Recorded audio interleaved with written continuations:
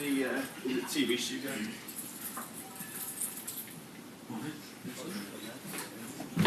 Oh, good, thank you, mate. You?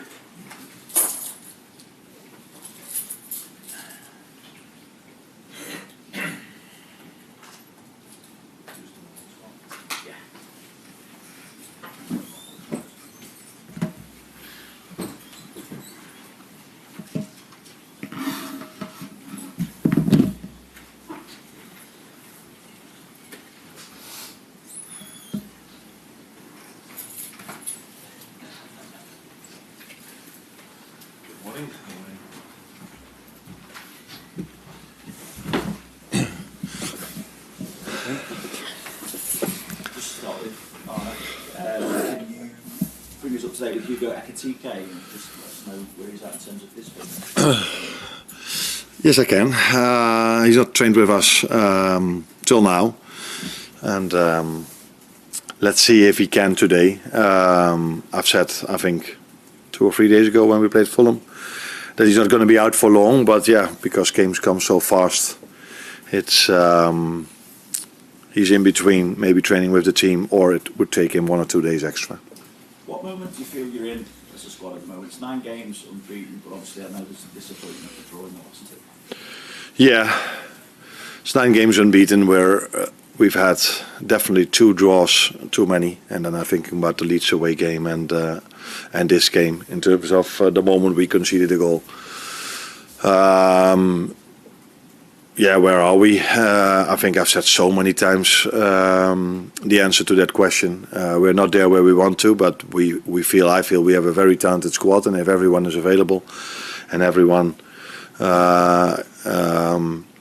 is ready, then I think we can do special things. And I also think we've shown that this season with quite a lot of impressive wins, but we've also shown that we've had impressive draws or impressive losses in a negative way. I mean that. So we haven't had the consistency, but we did beat very good teams already this season. So that tells you that the talent is definitely there, but the consistency, unfortunately, hasn't been there this season. One of those teams, obviously, is the team that you faced on Thursday night in Arsenal.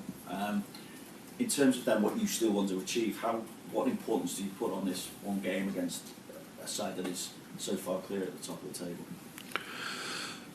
A lot of importance, because we still have a lot to play for in the Premier League, but we're also in the FA Cup, which makes sense because we haven't played there yet, and in the Champions League, and these are knockout games, and these are games where you can face teams like Arsenal.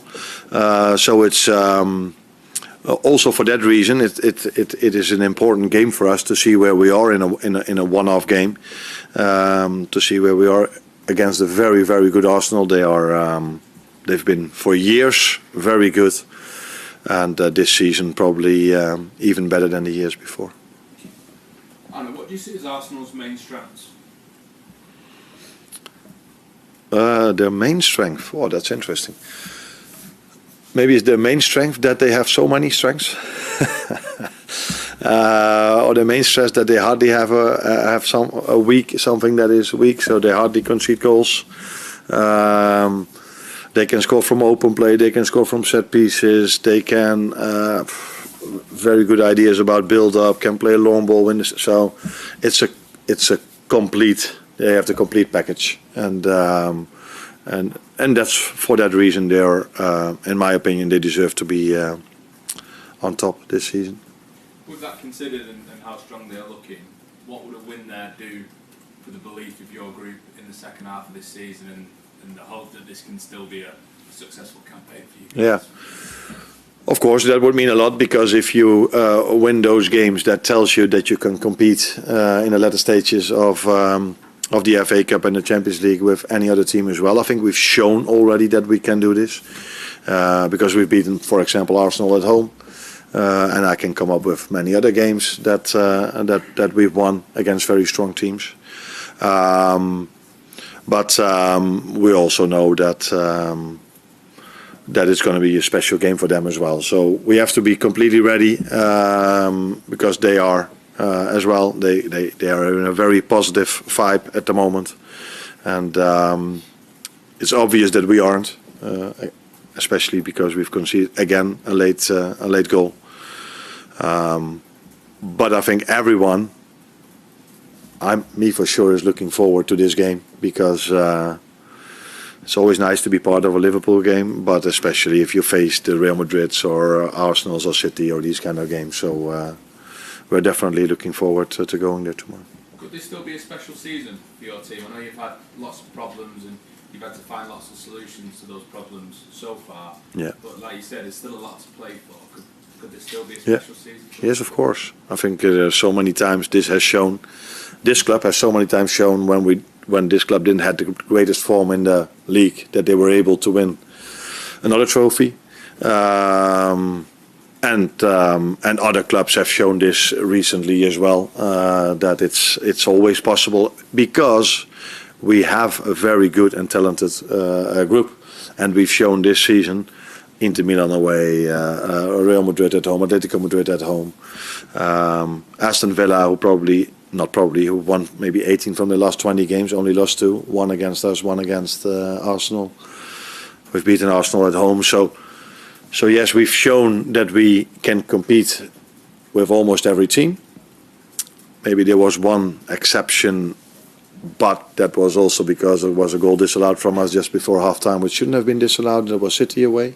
But in all the other games, we've been competitive with everyone, but we haven't had the consistency against the clubs where we usually win. That led to the fact that we're now 14 points behind Arsenal. But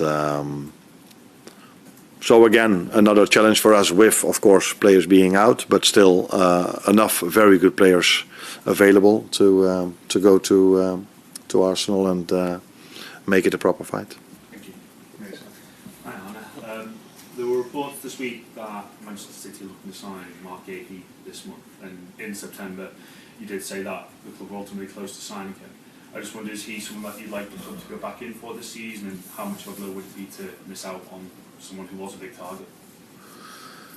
Now, Vinny is always asking the first question, and usually I expected this question from him, but he now knows that I never talk about transfers in public, let alone talking about a transfer from maybe another club. So yeah, he after 1.5 years now knows it's no use of asking that question, but you can try, but my answer is always the same. We don't talk about players that are not ours. Also, earlier on the season when you beat Arsenal at Anfield, you restricted them to their lowest expected goals of the season. It's the only game Arsenal haven't actually scored in all competitions this season. So what can you take from that game to go into the Emirates on Thursday? No, you definitely look at that game as well, but that's not the only one we are looking at. It's the recent games as well, and that was the start of the season where both teams brought in new players. So I think defensively we did really well that game. You need to do defensively really well in every top game to even have a chance to win it, and. Of course, it's different if you play at Anfield because the fans are such a big help for us. But now our away fans will probably be a big help for us as well. And so yeah, we do watch that game, but I don't know. But I think Arsenal will probably play a few others than they did back then. So, but their whole way of playing has been under Mikel so much the same, and he every time adds something new. But so yeah, we can expect probably a similar team, similar to way of playing, let's put it that way. But they play at home. I think their fans will really be up for it. It's probably in the last 5-10 years one of the best times to be an Arsenal fan. They're one at the top of the league. They have an incredible team, incredible manager. So I assume they look forward to the game tomorrow, but we are looking forward to that as well. Hi Arne, you mentioned there before that most of Liverpool's best performances this season come against a better team, Real Madrid, Inter, Arsenal, Aston Villa. Do you find that frustrating that they aren't able to make that consistency against some of the other teams? And what do you put that down to? Is it the style of play? Is it maybe an attitude issue? It is annoying because usually you think it's harder to play against the best teams in the world or in the country than to play against teams that are not competing for a league title or not involved in the Champions League. But there's definitely a reason why it is, because I think in the last 9 games, I think people have liked our 2 games against Villa and Brighton more than all the other games we've played, and I can exactly tell you why that is, but if I do so, people will tell me, how can you make your opponents so much wiser? So and we have to find a way of playing that same style of football against other styles of play as well, but we haven't found that answer enough yet. But yet is an important thing to add. You still believe that you'll be able to get there? Yeah. What do you mean we'll get there? Oh, to be able to find that consistency against those teams. We should be definitely be able to find that consistency, and also play games that are more a joy to watch against teams that have a different approach against us than Brighton and Villa have. Therefore we need, of course, as much players available as we can, and keep working very hard to find openings and find the right ideas to hurt those teams as well. But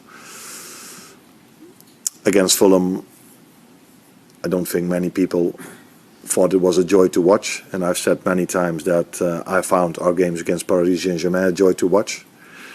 So then compare maybe these 2 games with each other, and then ask yourself the question, why is one game a joy to watch and the other is harder to watch? And when people tell me, you always need extra pass, the first goal we scored against Fulham was only 1 pass.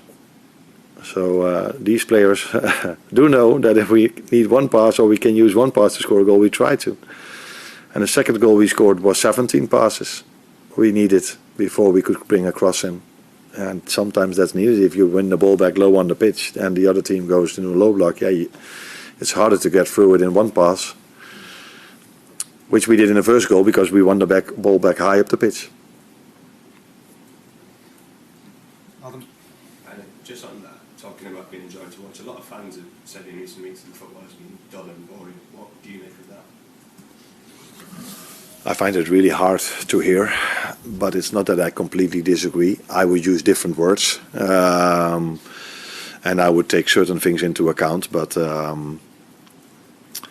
I want to win as much trophies as I can, but I think I'm also known for the fact that my teams always try to play attacking football, and I can only say that we are still trying to do so, but having a lot of ball possession, as many times, doesn't mean you play attacking. That does mean you play attacking football, because you try to win the ball back as soon as you can, and when you have it, you try to create something. But we are struggling to create a lot of chances. But I've said many times, we're not the only team that struggles to create a lot of chances. I don't think the amount of chances we create are so much different to some other teams in the league that are doing really well.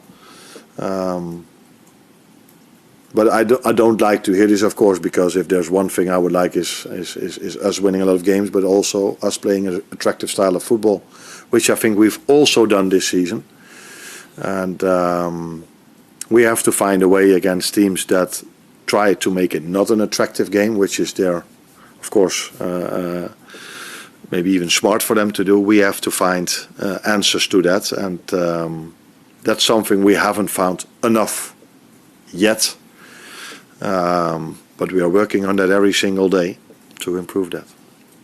Just on Harvey earlier, I know last time he said to ask a question of Villa, when I only said, well, Villa don't want to sign him. Is there a possibility that he ends January as Liverpool player? I think that answer is going to be the same about Marquay. He's an Aston Villa player. So if you want to ask things about an Aston Villa player, you should ask Unai Emery. Technically, he's still a Liverpool player. He's just on loan. Liverpool has no recall option. No. Liverpool has no recall option. James? When you look at the squad, do you see sufficient depth and talent to achieve what you want to achieve between now and the end of the season? Do you think you will need reinforcements at all in any area this month? First of all, I'm really happy with the squad we are having. all decisions that are made last summer and the summer before, and all these things are completely aligned with me, Richard, and ownership. So I think it has shown this season how talented this group is, and if everyone is available, how good of a team we can be. There's nothing positive from players being injured. But maybe if I could think about, not that it's positive, but the narrative that has always been there, that we've spent so much money in the summer, and every time when I tried to say no, we replaced and added, not added, but we replaced and spent a little bit more that came in, and no one wanted to hear it. But maybe now, for the first time, since we've only had 2 or 3 injuries, people do see now that we replaced, and with very good players, and so even last game and also the games before, I could impact the game off the bench because Jeremy Frimpong again came in and gave an assist. And the players that are starting are incredible football players. So this club is in a very good place. If everyone is available, and we are getting stronger and stronger, then this club is in a really good place for the short future, but definitely also for the mid to long term future. Michael, last one. Can I just add that? Are you definitely okay with the number of centre-back options you've got? I know you spoke about it before, and you spoke about Tarvin who play there and Ryan Gravenberch, but we haven't really seen that. And for a couple of games there when Joe Gomez was injured, we were down to essentially 2 centre-backs. So are you okay with the number of options you've got, particularly in that position? Joe is. I expect him, or not expect him. He's back now, so that's already a big help. But I think there is no manager in the world that would tell you, "Oh, I'm completely happy that I only have 2 centre backs available." But you have to look at the bigger picture, and the bigger picture is that we've signed an unbelievable, talented player with Giovanni Leoni, who will be back next season. And this is the way this club works. And as much has been said about our spending last summer, it's not that there is no limitation on us spending. So we have to do smart things, and this club has always tried to do smart things to keep up with the teams we want to compete with, and that's not any difference now. But in an ideal world, you have more than 2 centre-backs available, but sometimes things can work out in a way that it has happened now, that you have to accept that situation. And I don't think that's for the first time. I know from a period of time that Jürgen also had a few problems at centre-back, and he played players there that were either midfielders or players that, I think, what was his name?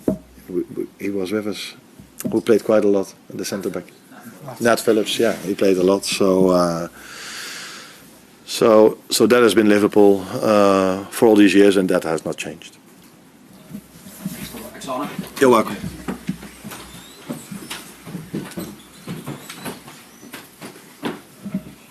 So that's not to be